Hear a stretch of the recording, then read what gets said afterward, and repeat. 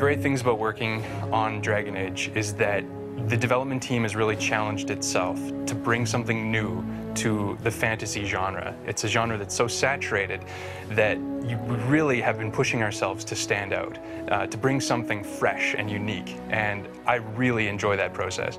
Ferelden itself is actually kind of almost a barbaric nation, not too far away from being really uncivilized. It's a land that was occupied by the Empire of Orlais, which is its neighbor, for a generation until it finally broke free, and all of a sudden the blight begins. So suddenly this nation that's just starting to get its feet now has to deal with a crisis that threatens to destroy it. We're not telling a story with words alone in Dragon Age Origins. What's in the levels actually tell you a visual story and also an archaeological story as you're going through the game. Villages and cities that have existed for hundreds of years, but they've gone through multiple iterations of war and rebuilding, so you have all these layers built on top of one another. They'll tell of the ancient Fereldans. They'll tell of the strife with the Tevinter Empire long ago.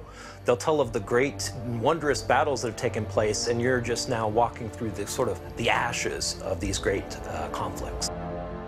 We definitely pulled a lot of historical architectural reference. We were trying to make something to where you could imagine people working, living, breathing in these spaces. The dwarves, which are very Aztecian, Mayan influenced, very angular shapes. You have the humans, some of the Anglo-Saxon 1200 AD influences. You know, lots of timber, lots of like rough stone. It definitely makes it feel like it's kind of almost like the frontier of a fantasy nation.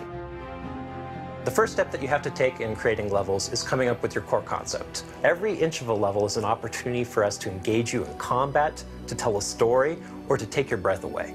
For example, one of the most visually stunning places that we have is the Urn of Sacred Ashes, an ancient place built kind of at the early days of the church. We always wanted to have a very striking entrance, which gives you a sense of age and history and grandeur. You would go through and figure out what happens in every individual room, so people would have a map of what to do for the art level creation side, and also for later on for you when you're actually bringing it to life with creatures and combat. So one of the huge advantages we had on Dragon Age Origins was the fact that we were able to do a lot of early development in the Neverwinter Nights engine. This is the Urn of Sacred Ashes, the way that we built it in the Neverwinter prototype. We wanted to make sure that the gameplay, the story, and all the design elements really worked and fit together. And now we'll show you what it looks like in the final game.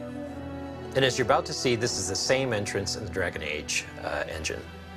That whole process can take, on a small level or a simple level, could take a week, where some of the more complex ones can take months and months and months. Yeah, that's a huge undertaking. Ferelden is just one country on the main continent in Dragon Age universe, so there's certainly a lot more to explore and talk about in the future.